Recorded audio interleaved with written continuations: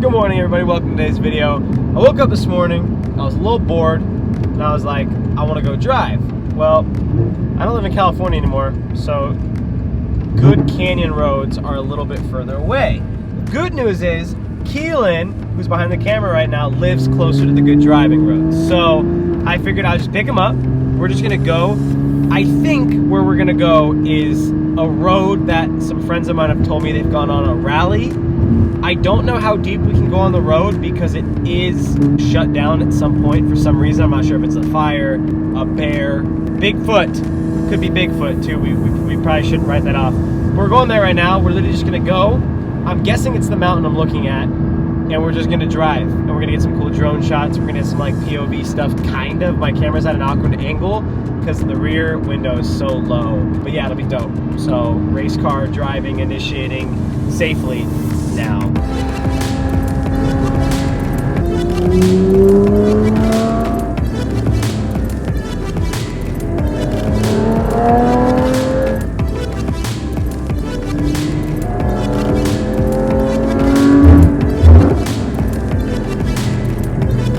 And we got stuck behind 3 cars, which is okay. I'll be patient. If I find a good spot to pull off, we'll just pull off and we'll wait. So me and Key were just talking about how if the car hits the bed right now, we're screwed.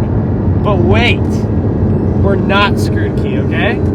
Because we have our Porsche equipped telephone. I think it can call, like it uses the car for service, but I don't know. I've never tried it, but I think we can call emergency services, so we'll be all right.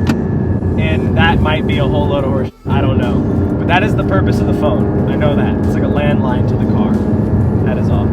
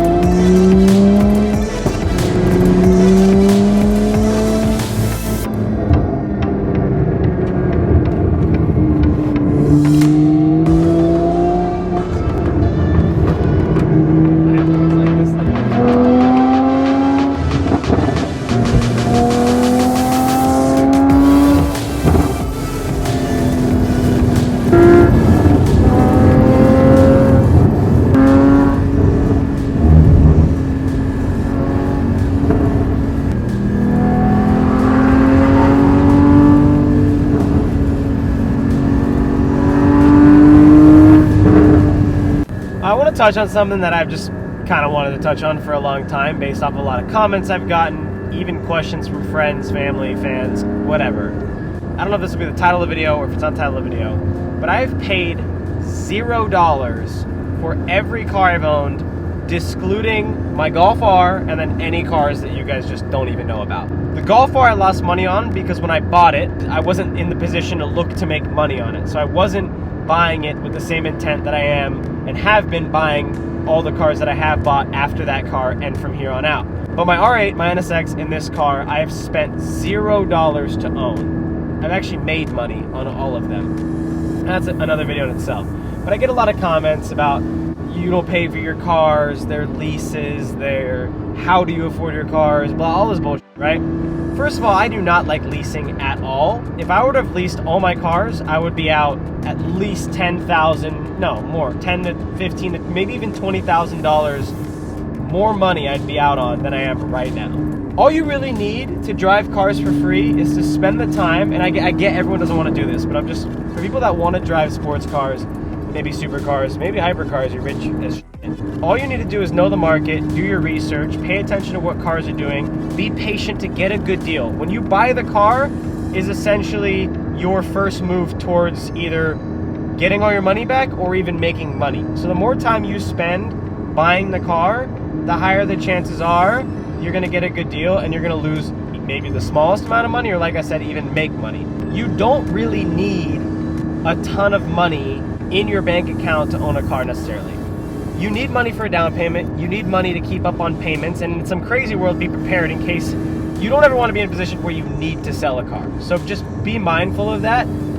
You really just need the upfront cash to either put down on the car and or to keep up with your payments. I said this before and I'll say it again, I'm not wealthy enough to just go to the dealership, lease a Lamborghini Huracan, and just pay $2,000, $1,500 every month, probably more close to like $2,000, $2,500 every month towards a car. Okay, could I do that? Sure. Is that smart? Absolutely not, and I will run out of money if I did that. I could not own these cars long. Maybe I'm not even running out of money, but once I'm at a point where I've lost so much money, that money's not gonna come back. And I get there's very few times where if you get a lease under your business, you can write it off. But for me, anytime people ever use that excuse, it's just like, well, no one's gonna pay you. I mean, you're gonna save money, but it's rare that you're gonna save more money on the lease than you paid for the lease, right? But when I drive these cars, I literally have not paid a single dime. I've sold all my cars for more than I bought them for, so I've been paid to drive my cars. And that includes, even with the money I make, it's more money than I spent in tires, than I spent in maintenance, than I spent in any sort of issues, right? So I can't say it's not hard, but if you're a car guy, you take your time, do your research, be patient. It's really not hard to make good car buying decisions and either cut your losses, break even and drive your car for free, or make some money. And that's what I've been doing, and I'll continue to do that. And it's not rocket science. It's like, now I'm so deep, and I'm not saying this to flex. There's no flex. This is just because I'm passionate about cars. I need the cars for the channel. They are dual, if not triple investments for me. You guys get to have fun with them. We get to mod them on the channel, blah, blah, blah. And then I get to turn them around, and they just are a place to park my money. So just know that is how I drive these cars. I'm not a baller. I don't go to the dealership and buy the first car they have on the lot and not bargain or anything. I don't do that because I'm not dumb. I'm kidding. You're not stupid if you do that. But I would recommend not doing that. All right. I'm sure a lot of you guys have seen, I'm not sure if it's exactly a trend, but the three members from the Grand Tour own a YouTube channel called Drive Tribe, and on that YouTube channel they have done a lot of videos where James May, Richard Hammond, and Jeremy Clarkson, I think all, or I've seen videos at least of James May, will go and they will rate YouTubers' cars, which is a cool idea because these are people that have been in the car community for a long time, reviewing cars from very new up-and-coming creators in the YouTube space. I just felt it wasn't that fair, you know what I mean? Not the things that were coming out of their mouth that weren't fair, but what's not fair is that nobody's judging their cars and roasting their cars. Now, in these videos, it's not always necessarily roasting. It's usually not even really roasting if it is a cool car. So we're gonna do a little bit of both. We're gonna hop on here. I have a bunch of different journalist cars, personal cars. Again, if any of these are not personal cars, let me know in the comments down below. I'm 90% sure that all the cars I have in here are their personal cars. So what we're gonna do is we're gonna put them up on this screen right here. Some of the photos are vertical, so some stuff might get cropped off, but you guys will know exactly who we are reviewing. Starting with Jason Camisa. He used to do videos for Motor Trend. Now I think he does stuff for Road and Track and maybe a couple other companies that I'm not naming. Starting with his E30 Generation 320i Touring.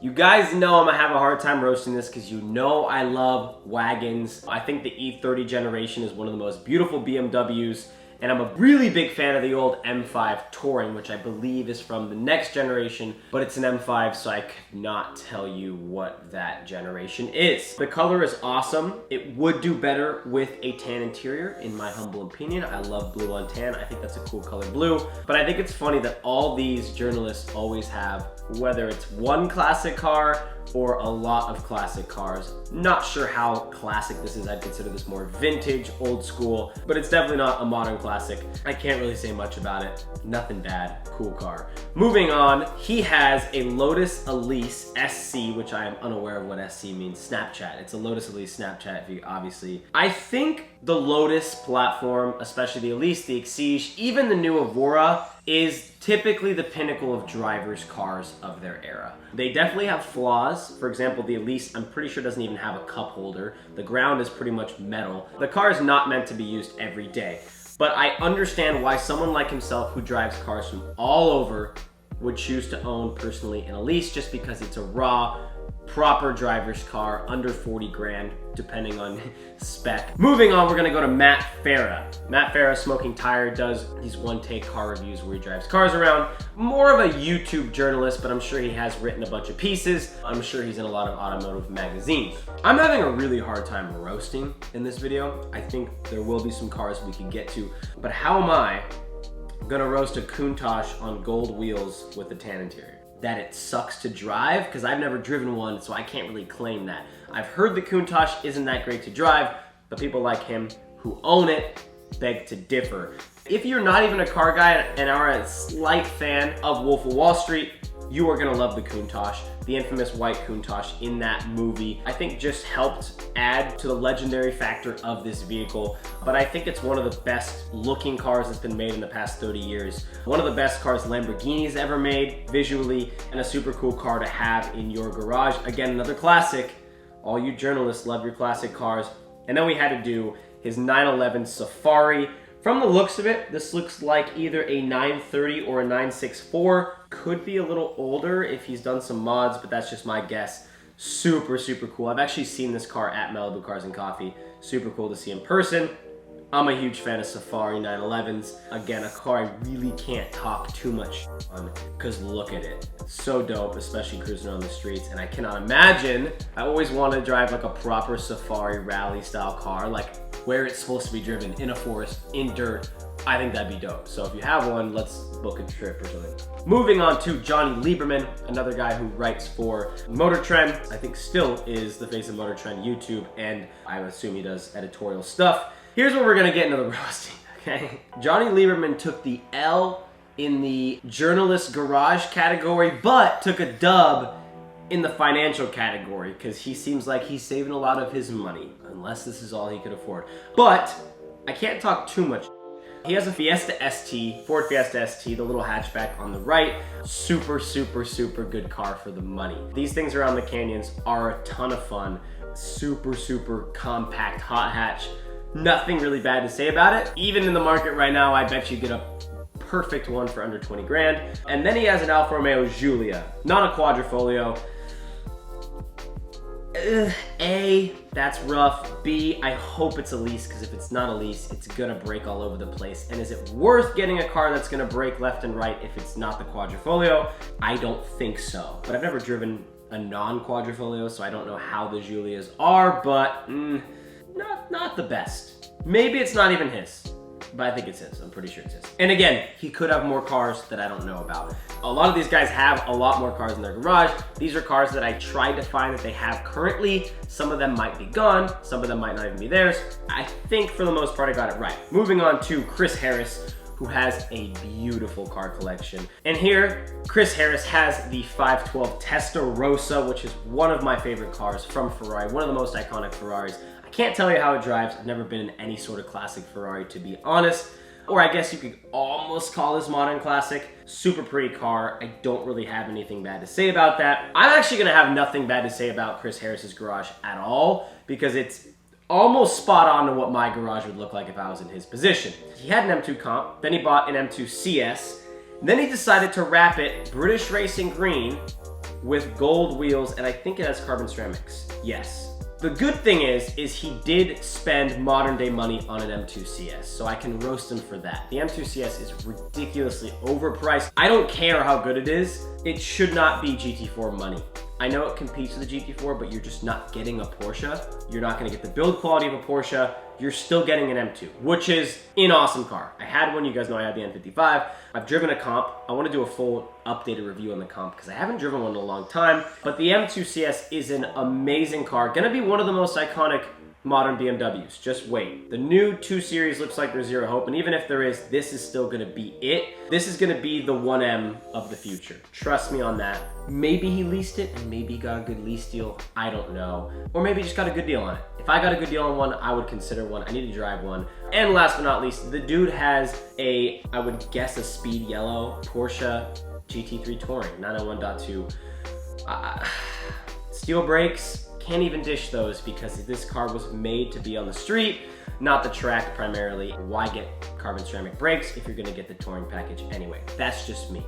That's just me. There's nothing I can say about that. So I guess this is gonna be a roasting journalist cars, but in reality it's gonna be gassing up journalist cars. That's what we're doing here today. We're gonna wrap it right there because this already was a vlog. We're gonna do a part 2 to this video. I have some important journalists who I spoke about earlier, that we will do in the next part. Comment some journalists in the automotive space that maybe you're a fan of, that you think have cool cars, or specific cars of theirs that you want me to review. We'll put this in another vlog, or we'll do a full dedicated video. To the journalists out there, I hadn't really talked shit on any of you yet. Johnny Lieberman, you got it a little bit, but you bought a Fiesta, which is a good car, a really, really fun car, and you know I love my fun cars. Without further ado, I'll see you guys in the next video. Hope you guys enjoyed, and subscribe. If you don't, well, nothing bad's gonna happen to you, but I would just do it anyway, so.